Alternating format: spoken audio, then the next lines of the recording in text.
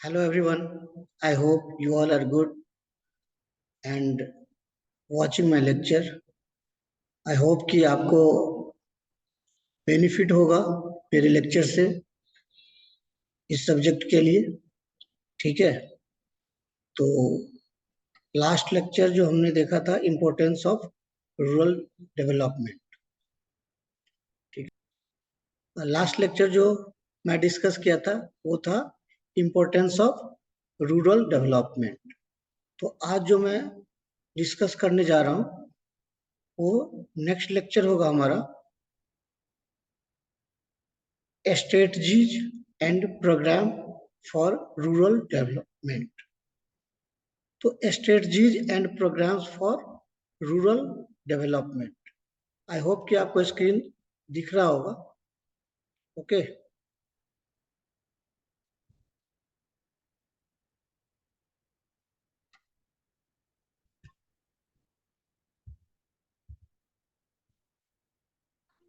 तो last lecture हमने discuss किया था importance of rural development.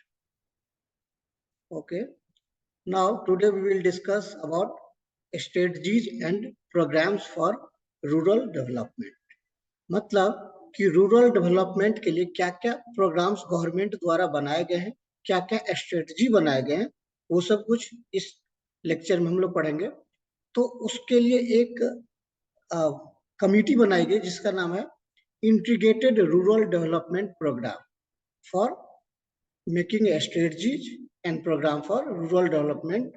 One committee made in 1978-79, that name is Integrated Rural Development Program, in short IRDP. So IRDP has provided assistance to rural poor within the type of subsidy and bank credit for productive employment opportunity through successive plan periods। तो अलग अलग plan period के according subsidy provide करवाना, bank से credit करवाना, bank से कुछ provide करवाना, इस तरह का इसके अंतर्गत इनको बनाया गया था। इनको असिस्टेंट, इस सब रिलेटेड असिस्टेंस के लिए ये एक कमेटी बनाई गई थी IRDP इन 1978-79। ओके, सो इसमें जो कुछ अलग अलग कमिटी है वो है, और इनके जो अलग अलग काम है वो अलग ये हैं, अलग अलग प्रोग्राम्स जो इनके द्वारा बनाए गए वो ये सब हैं। पहला है wage employment programme. So in wage employment programmes, in wage employment programme anti-poverty strategies like assistance to the agriculture poor families to bring them above the poverty line by ensuring the appreciable sustained level of income through the tactic of social mobilization training and capacity building। तो इसके अंतर्गत जो poverty line के नीचे हुआ, BPL के नीचे, poverty line के नीचे थे, जो काफी पुअर फैमिलीज थी, उनकी इनकम कैसे बढ़ाया जाए, उनको पॉवर्टी लाइन से ऊपर कैसे लाया जाए, इसके लिए उनको ट्रेंड करना, उसको बताना कि आपके पास क्या क्या ऑप्शन है। ठीक है, इस तरह से चीजें इस प्रोग्राम के अंतर्गत आती है, जो जनरली पुअर लोगों के लिए और पुअर फैमिली के लिए जो बिलो द पॉवर्टी लाइन आते हैं उन लोगों को बताएंगे और उनको एजुकेट करेंगे इसके बारे में कि कैसे आप अपना इनकम बढ़ा सकते हो, आप कैसे पॉवर्टी लाइन के ऊपर जा सकते हो। ये सब ट्रेनिंग देने के लिए ये प्रोग्राम बनाया गया है। ठीक है, नेक्स्ट इज, जो नेक्स्ट प्रोग्राम इसमें आता है वो एम्प्लॉयमेंट एश्योरेंस स्कीम। सो ये क्या है कि the employment assurance scheme was launched in October 1993। ये 1993 में आया गया, इनको इन शॉर्ट EAS भी कहते हैं। सो इन EAS scheme covers 1778 drought prone tribal desert and hilly areas। तो इसमें कौन कौन आते हैं, कौन कौन सा एरिया आता है, वो आता है जो ड्रॉट प्रोन, जो मतलब कि जो हाँ सुखाड़, जहाँ सूखा प्रभावित एरिया, जो ट्राइबल एरिया है, डेजर्ट एरिया है और हिली एरिया है, ये सब इसके अंतर्गत आता है। एम्प्लॉयमेंट एश्योरेंस स्कीम के अंतर्गत लगभग 1778 जो एरियाज हैं वो इसके अंतर्गत आता है।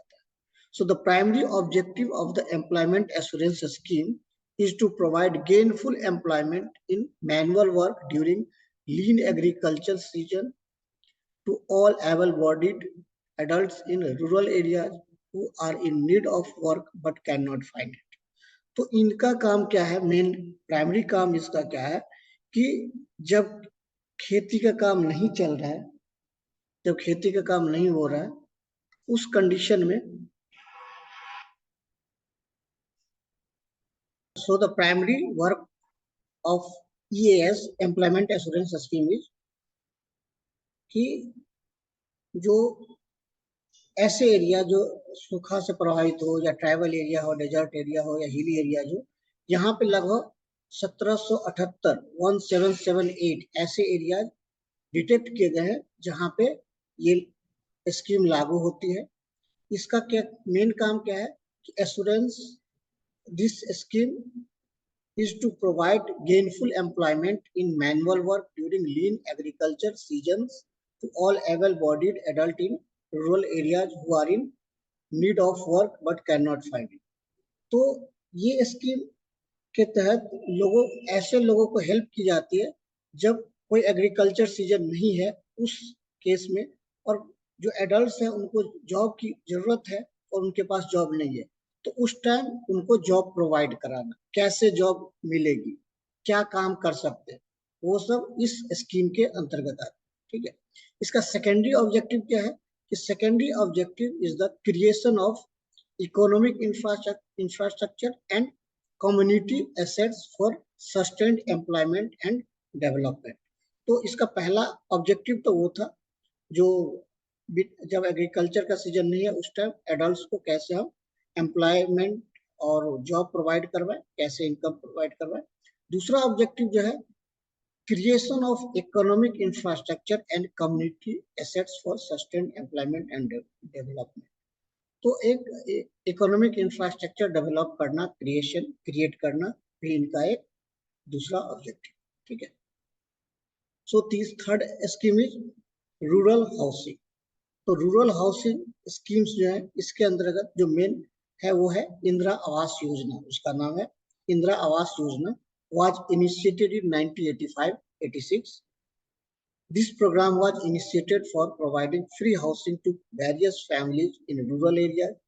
It targets households and freed bonded laborers and scheduled caste, scheduled tribes.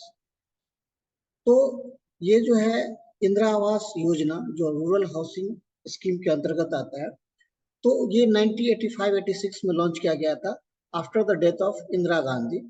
सो इस प्रोग्राम का जो मेन काम था, वो मेन टारगेट ये था कि जो फ्रीड बॉन्डेड लेबर, जो बंधुआ मजदूर फ्रीड किए गए थे, जिनके पास घर नहीं था, जो शेड्यूल्ड कास्ट में आते हैं, शेड्यूल्ड ट्राइब में आते हैं, ठीक है, जो बहुत पिछड़ा वर्ग या जो जनजाति के लोग जो आते हैं, आदिवासी लोग आते हैं, उन लोगों को जिनके पास घर नहीं हुआ करता था उनको घर प्रोवाइड करा। ठीक है, so the agricultural housing program has certainly enabled many BPL families to accumulate पक्का houses.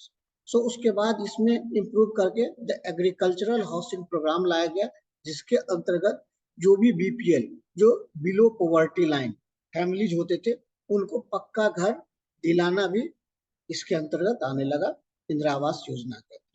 ये टाइम टू टाइम इसके जो पैसे हुआ करते थे 40,000, पहले 20,000, फिर 40,000, 80,000, 1 लाख, इस तरह से टाइम टू टाइम बढ़ते गए।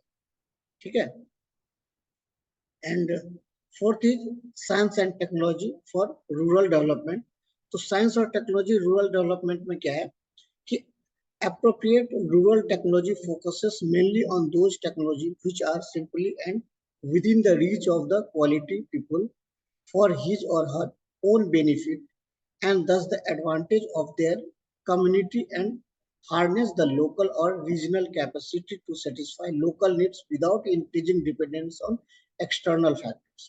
तो इसमें इसके साइंस एंड टेक्नोलॉजी के अंतर्गत कुछ ऐसे डेवलप किए गए रूरल के अंदर जो बाहरी फैक्टर पे डिपेंड ना होके वो वहीं से सब कुछ उसको प्रोवाइड हो जाए, है ना, उसके ओन बेनिफिट के लिए। और रीजनल कैपेसिटी उस वहीं पे रीजनल जो कैपेसिटी है उसको वहां पे उसी के अकॉर्डिंग वहां पे प्रोवाइड करा दिए गए, जो जैसे कम्युनिकेशन के लिए, जैसे स्टडी के लिए कि हम एग्रीकल्चर में कैसे इम्प्रूव कर सकते हैं, इस तरह से कैसे बाहर से कम्युनिकेट कर सकते हैं, इस तरह से सारे कुछ टेक्नोलॉजी वहां पे प्रोवाइड कराएगा। So the role of technology in rural development is undisputable. First of all, modern production techniques in various sectors can actively increase their rate of production, which allows for a remarkable rise in the scale of economic activities in rural areas. On the other hand, technology significantly reduces irrigation and quality issues. Therefore, the presence of appropriate technological means such as pumps, tractors is the make or break factor of rural development. तो science and technology के according इसमें क्या आया कि हम खेती कैसे अच्छे तरीके से कर सकते हैं, कम जगह में कैसे ज्यादा पैदावार कर सकते हैं। जो जो पहले हल से खेती होती थी अब कैसे हम ट्रैक्टर यूज करके कर सकते हैं। जो खाद यूज होती थी उसमें हम कैसे अच्छे खाद यूज कर सकते हैं, ऑर्गेनिक खाद कैसे यूज कर सकते हैं। तो इस तरह से हम कैसे जैसे हम लोग रेन पे डिपेंडेंट होते थे तो कैसे पंपिंग सेट वहां पे लगा के हम उसको हम कैसे इरिगेशन इजीली करवा सकते हैं टाइम टू टाइम। ठीक है, यदि कोई आपका कल्चरल या फिर कोई इन्वायरमेंटल इश्यू आती है तो हम कैसे उसको रिड्यूस कर सकते हैं। ये सब साइंस एंड टेक्नोलॉजी में वहां पे लोगों को अवेयर कराया गया, वहां पे फैसिलिटी प्रोवाइड कराई गई इसके तहत, ताकि लोग अच्छे से खेती कर सके और अपना इनकम बढ़ा सके। सो ये सब आता है science and technology for rural development. Okay, so I hope आप लोग को लेक्चर समझ में आया होगा और आपको फायदा मिल रहा होगा। You can get benefit from my lecture, I hope. So this is the fourth lecture. Okay, and we will discuss fifth lecture next is programs in agriculture sector. In next lecture we will discuss. Okay, we will discuss programs in agriculture sector in next lecture. So thank you for watching and keep watching.